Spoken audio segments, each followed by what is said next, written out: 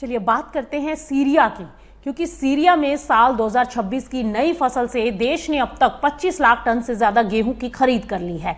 बेहतर मौसम और बढ़े हुए उत्पादन के चलते इस बार गेहूं की सरकारी खरीद पिछले साल के मुकाबले सीरिया में काफी ज्यादा रही है। सीरियाई अनाज प्रतिष्ठान के अनुसार सबसे ज्यादा गेहूं की सप्लाई हसाका प्रांत से हुई, जहां से करीब 9,07,000 टन गेहूं सरकारी खरीद केंद्रों तक जा पहुंचा, जो कुल खरीद का लगभग आधा हिस्सा है। और इसके अलावा रक्का, अलेप्पो, हमा और देर अज़-ज़ोर जैसे प्रमुख कृषि क्षेत्रों से भी बड़ी मात्रा में गेहूं की आवक हुई। सीरिया के कृषि मंत्रालय ने 2026 में गेहूं उत्पादन का अनुमान करीब 23 से 25 लाख टन लगाया, जबकि साल 2025 में गेहूं का उत्पादन करीब 9 लाख टन रहा। यानी एक साल में उत्पादन में बड़ी बढ़ोतरी ने सीरिया की खाद्य सुरक्षा और घरेलू गेहूं उपलब्धता को मजबूत करने की उम्मीद बढ़ा दी है।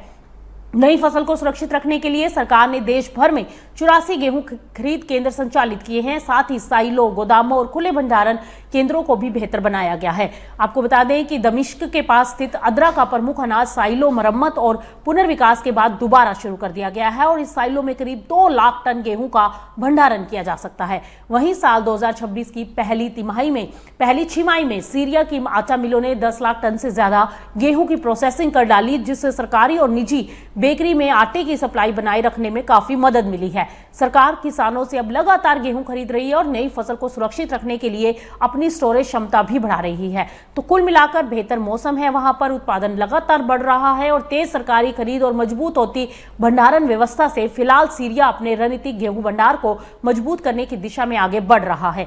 25 लाख टन से ज्यादा गेहूं की खरीद की जा चुकी है और सीरिया की खाद्य सुरक्षा के लिए ये बड़ी राहत और भविष्य की सप्लाई के लिए मजबूत आधार बन सकती है।